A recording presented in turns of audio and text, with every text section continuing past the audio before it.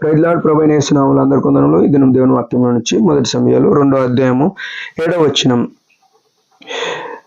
యెహోవా దరిద్రమును ఐశ్వర్యమును కలగజేయువాడు, కృంగజేయువాడును లేవనెత్తువాడు ఆయనే. ప్రియమైన వాళ్ళారా, ఈ మాట ఈనాడు మనకు ఎంతో ఆదరణిచ్చే మాట, ఎంతో నెమ్మదినిచ్చే మాట. మనం యేసు ప్రభుని నమ్ముకొని దేవుని మందిరానికి వెళ్ళి ప్రార్థన చేసి, ఆరాధన చేసి, బల్ల పాల్గొంది, స్వార్థ చేసి, పరిచర్యలో ఉండి, సేవలో ఉండి చాలాసార్లు నష్టము అంటే కొన్ని అప్పుల్లో ఉంటాం, కొన్ని కష్టాల్లో ఉంటాం, ఇరుకుల్లో ఉంటాం. అప్పుడు మనకేమనిపిస్తుంది అంటే యేసు ప్రభుని నమ్ముకొని ఏం లాభం ఉంది అనేటి ప్రశ్నలు కోకల్లముగా అంటే దేవుని సంఘంలో ఉన్న చాలా మందికి వచ్చేటివే. అయితే బైబిల్లో ఈ మాట మనకు ఎంతో ఆదరణిచ్చే మాట, మనం ఎంతో నమ్ముకోవాల్సిన మాట, మనకెంతో ఓదార్పునిచ్చే మాట. ఏమంటున్నాడు? యెహోవా దరిద్రమును ఐశ్వర్యమును కలగజేయవాడు. ఒకవేళ మనకు దరిద్రం ఉందనుకో, అది ఎవరు కలగజేసింది కాదు, దేవుడు అనుమతించినాడు, దేవుడు కలగజేసినాడు. అంటే ఈ మాట మనము రెండు తీరు ఆలోచన చేయాలి. మన పాపాలను బట్టి, మన అవిధేయతలను బట్టి వచ్చిందనుకో, మనము యేసు ప్రభు దగ్గరికి వెళ్ళి క్షమాపణ అడగాలి. ప్రభా, నా పాపాలు తీసివేయి, నీ రక్తంతో కడగాని క్షమాపణ అడిగితే విడుదలనిచ్చేవాడు అన్నాడు.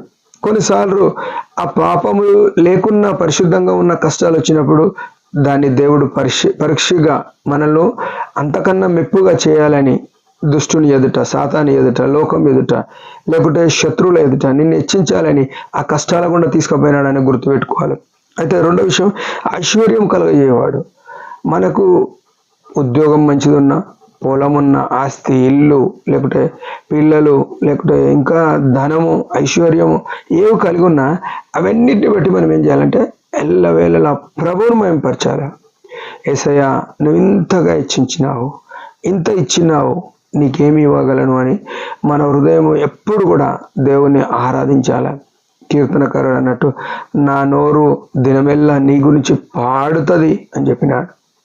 ప్రియమైన వాళ్ళారా, మనల్ని ఎందుకు రక్షించుకున్నాడు ఆయన శిలువ ద్వారా అంటే తనకు మహిమ కలిగినట్లు, తన కృప మహిమకు కీర్తి కలిగినట్లు ఆయన మనల్ని రక్షించుకున్నాడు. మన దరిద్రమున్నా ఐశ్వర్యమున్నా అది ఎవరి వలన వచ్చిందంటే యేసు క్రీస్తు వలనే వచ్చింది అని మనం ఎరగాలి. రెండోది ఏమంటున్నాడు? కృంగజేయువాడు ఆయనే, లేవనెత్తువాడు ఆయనే. ప్రియమైన వాళ్ళారా, కొన్నిసార్లు కృంగిపోయిన పరిస్థితులు దేవుడు అనుమతిస్తాడు మన జీవితంలో. అట్లాంటప్పుడు మనం ఏం చేయాలంటే ఆయన పాదాల చెంత నమ్మకంగా కూర్చోవాలి.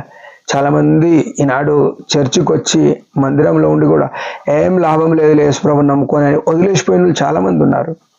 ఈ లోకంలో మనము ఏ స్థితిలో ఉన్నామనేది ఏం పెద్ద ప్రాముఖ్యమైన విషయం కాదు. కృంగిపోయినా సరే, అప్పుల్లో ఉన్నా సరే, రోగంతో ఉన్నా సరే, అది పెద్ద విషయం కాదు. ఎందుకంటే ఈ లోకంలో ఎట్లున్నా మనకు పరలోకం అనేది, లేకుంటే నిత్యరాజ్యం అనేది ఉందని గుర్తుపెట్టుకోవాలి. ధనవంతుడు లాజరు లూకా సువార్తలో 16వ అధ్యాయంలో రాయబడిన వృత్తాంతం మనకు తెలుసు కదా. దరిద్రుడైన లాజరు ధనవంతుని ఆకిట్లో పడి, ఆ కుక్కలు వచ్చి కురుపులు నాకి ఆ రొట్టె ముక్కలు బల్ల మీద నుండి పడి తిన్నాడు. కానీ ఎక్కడ పోయినాడు? అబ్రహాము రొమ్మున అనుకున్నటకు దేవదూతలు చేత కొనిపడ్డాడు. ఇంతకన్నా గొప్ప భాగ్యం ఏముంది? ప్రియమైన వాళ్ళారా, గుర్తుపెట్టుకోవాలి. ఆ ధనవంతుడు ఈ లోకంలో ఊదారంగు వస్త్రాలు వేసుకొని బహుగా సుఖపడ్డాడు, ప్రతి దినము బహుగా సుఖపడుతున్నాడు అని రాసినాడు. కానీ పాతాళంలో యాతన పడుతున్నాడు. దానివలన ఏం లాభం ఉంది? ఒక క్రైస్తవుడు అయినందున మనం నష్టంలో ఉన్నా, కష్టంలో ఉన్నా, కృంగిపోయి ఉన్నా సంతోషపడాలి తప్ప దానివల్ల బాధపడద్దు. ఎందుకంటే అది మనకు పరలోకం తీసుకుపోవడానికి దేవుడు అట్లా తీసుకుపోయినాడు. లేకుంటే లేవనెత్తువాడు ఆయన అంటే ఆయన లేవనెత్తేంత వరకు ఆయన పాదాల చెంత కూర్చునే స్థితిలో ఉన్నామా? ఉదయకాలం మన జీవితాలు సరి చేసుకున్నాం. దరిద్రం ఉన్న ఆయనే, ఐశ్వర్యం ఉన్న ఆయన్నే, కృంగిపోయిన ఆయన్నే, లేవనెత్తిన ఆయన్నే.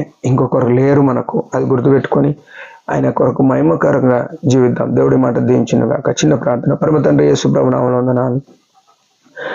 యెహోవా ఐశ్వర్యమును దరిద్రమును కలగజేయవాడు, కృంగజేయవాడు, లేవనెత్తువాడు అని రాయబడిన మాట స్తుతిస్తున్నాం.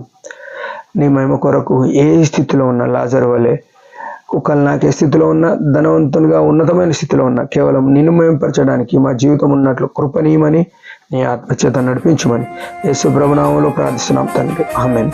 మీరందరి పరిచర్య గురించి బాగా ప్రార్థన. Praise the lord.